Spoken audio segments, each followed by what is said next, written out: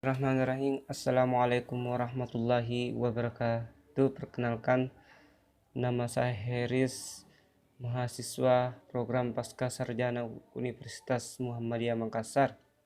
Baik, pada kesempatan ini saya akan menyampaikan tugas saya, makalah saya tentang konflik kebijakan publik yang berjudul Dampak Kebijakan Terhadap Berlakunya Lalu Lintas Ganjil Genap di Provinsi DKI Jakarta. Pada sebelumnya itu, yang pertama sebelum membahas tentang dampak kebijakan, terlebih dahulu kami melakukan apa itu definisi kebijakan publik. Sebelum berbicara lebih jauh tentang kebijakan plat nomor kendaraan bermotor ganjil genap di Jenderal Sudirman dan Jalan MH Tamrin, Provinsi DKI Jakarta yang dicanangkan oleh Pemprov DKI, terlebih dahulu kita harus mengetahui konsep-konsep dasar dari kebijakan publik dahulu. Proses implementasi kebijakan publik merupakan tahapan dari sebuah kebijakan publik. Maka dari itu kami akan membahas terlebih dahulu konsep-konsep kebijakan publik oleh beberapa ahli. Yang pertama, menurut record dalam Winamo 2007 bahwa kebijakan dipahami sebagai serangkaian kegiatan yang sedikit banyak berhubungan serta konsekuensi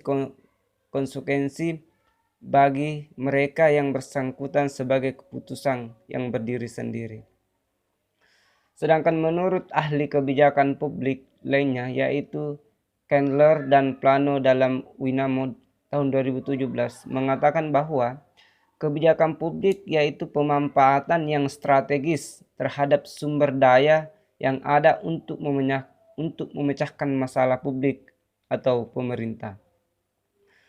Berdasarkan beberapa pendapat ahli kebijakan publik di atas, dapat disimpulkan bahwa kebijakan publik merupakan tindakan yang dilakukan oleh pemerintah sebagai pemecah masalah atau obat dari permasalahan yang timbul di masyarakat guna menyelesaikan permasalahan publik dan untuk kepentingan publik atau masyarakat. Kemudian selanjutnya yaitu tahap-tahap kebijakan publik. Tahap kebijakan publik menurut Dan dalam Winarno 2007 ada beberapa tahap-tahap kebijakan publik. Yang pertama itu penyusunan agenda. Agenda setting, biasa dikenal agenda setting, adalah sebuah fase dan proses yang sangat strategis dalam realitas kebijakan publik. Dalam proses inilah memiliki ruang untuk memaknai apa yang disebut sebagai masalah publik dan prioritas dalam agenda publik dipertarungkan. Yang kedua yaitu tahap formulasi kebijakan. Masalah yang sudah masuk dalam agenda kebijakan kemudian dibahas oleh para pembuat kebijakan. Masalah-masalah tadi didefinisikan untuk kemudian dicari pemecahan masalah yang terbaik. Pemecahan masalah tersebut berasal dari berbagai alternatif atau pilihan kebijakan yang ada. Selanjutnya, bagian ketiga adalah adanya tahap adopsi kebijakan.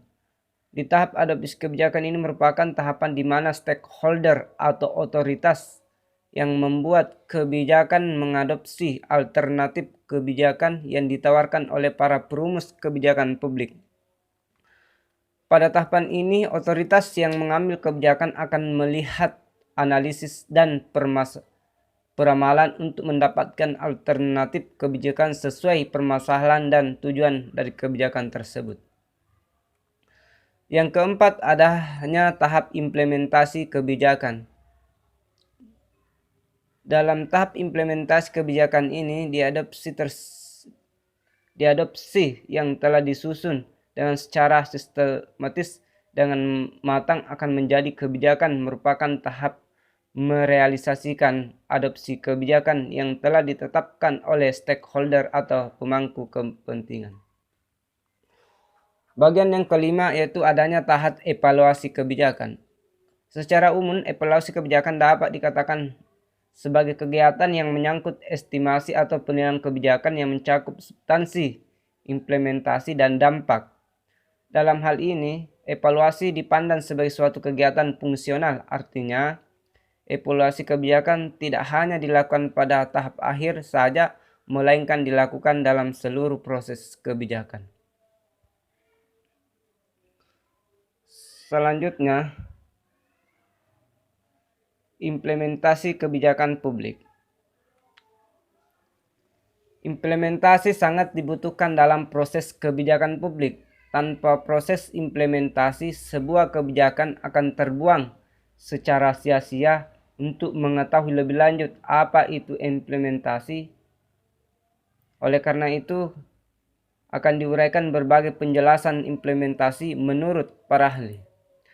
Menurut Agustino tahun 2008, implementasi merupakan suatu proses yang dinamis, di mana pelaksana kebijakan melakukan suatu kreativitas atau kegiatan sehingga pada akhirnya akan mendapatkan suatu hasil yang sesuai dengan tujuan atau sasaran kebijakan itu sendiri. Bagian D selanjutnya yaitu bagian D, Peraturan Gubernur DKI Jakarta nomor 164 tahun 2016 yang berisi tentang pembatasan lalu lintas dengan sistem ganjil genap, merupakan salah satu kebijakan yang ditetapkan oleh pemerintah Provinsi DKI Jakarta guna mengganti kebijakan sebelumnya, yaitu kebijakan 3 in 1,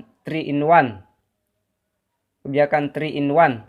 Adapun kebijakan pembatasan lalu lintas ganjil genap menimbang beberapa hal, antara lain bahwa sesuai ketentuan pasal 93 ayat 2 huruf G Undang-Undang nomor 22 tahun 2009 tentang lalu lintas dan angkutan jalan serta pasal 78 ayat 2 huruf N Peraturan Daerah nomor 5 tahun 2014 tentang transportasi diatur mengenai pengendalian lalu lintas pada ruas jalan.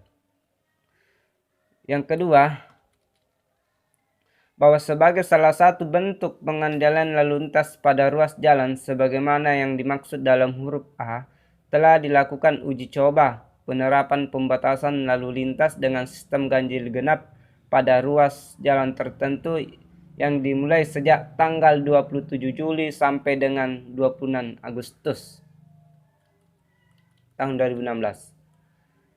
Bahwa berdasarkan nilai evaluasi terhadap uji coba penerapan pembatasan lalu lintas dengan sistem ganjil genap sebagaimana yang dimaksud dalam huruf B, berdampak pada peningkatan efisiensi dan efektivitas penggunaan ruas jalan dan pengendalian lalu lintas. Oleh karena itu timbul permasalahan baru, yaitu keberadaan joki 3 in 1. Selain keberadaan kebijakan pembatasan lalu lintas ganjil genap dibuat karena kebijakan 3 in 1 menimbulkan joki. Permasalahan yang timbul yaitu adanya pengeksploitasian anak kecil yang dilakukan oleh orang-orang untuk menjadi joki-joki 3 in 1. Alasan pemilihan pembatasan lalu lintas ganjil genap karena keberadaan jumlah kendaraan berplat nomor ganjil genap cukup berimbang, yaitu sama-sama berkisar 8 juta lebih unit kendaraan. Sedangkan apabila pembatasan lalu lintas berdasarkan warna kendaraan dinilai cukup sulit karena beragamnya warna kendaraan yang menjadi sulit untuk dibatasi. Yang kedua yaitu bagian E, manajemen dan rekayasa lalu lintas. Sistem pembatasan ganjil genap di jalan yang terdampak dari kebijakan pembatasan kendaraan berpenumpang ganjil dan genap merupakan bagian dari rekayasa lalu lintas yang dibuat oleh Pemprov DKI Jakarta. Menurut Peraturan Menteri Perhubungan nomor 14 tahun 2006, manajemen dan rekayasa lalu lintas adalah kegiatan yang dilakukan untuk mengoptimalkan penggunaan seluruh jaringan jalan guna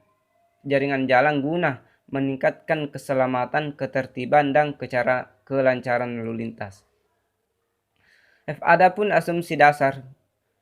Berdasarkan pada pembahasan dan penjelasan pemikiran yang telah dipaparkan sebelumnya, penulis telah melakukan pengamatan terhadap objek penelitian, maka kami berasumsi bahwa Peraturan Gubernur Provinsi DKI Jakarta Nomor 164 Tahun 2016 yang berisi tentang pembatasan lalu lintas ganjil genap belum berjalan dengan maksimal. Asumsi ini terjadi karena melihat pembatasan lalu lintas ganjil genap masih menimbulkan kemacetan, pelanggaran yang cukup tinggi. Maka itu kami mengkaji lebih mendalam tentang apa saja yang menjadi latar permasalahan yang dalam implementasi Peraturan Gubernur DKI Jakarta Nomor 164 Tahun 2016 tentang pembatasan lalu lintas ganjil genap. Mungkin cukup sekian. Sebelum kami mengakhiri, kita bisa menyimpulkan bahwa dampak kebijakan ganjil genap yang terjadi di DKI Jakarta masih belum bisa mengatasi kemacetan jalan lalu lintas. Oleh karena itu, dampak kebijakannya ini sangat berpengaruh pada banyaknya kendaraan yang setiap hari dikeluarkan oleh pengguna jalan. Mungkin salah satu alternatif lain bahwa kendaraan pribadi harus dibatasi oleh setiap para penduduk DKI Jakarta. Mungkin cukup sekian yang kami paparkan makalah kami tentang dampak kebijakan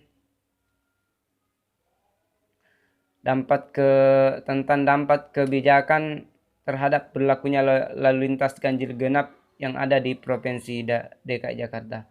Wassalamualaikum warahmatullahi wabarakatuh.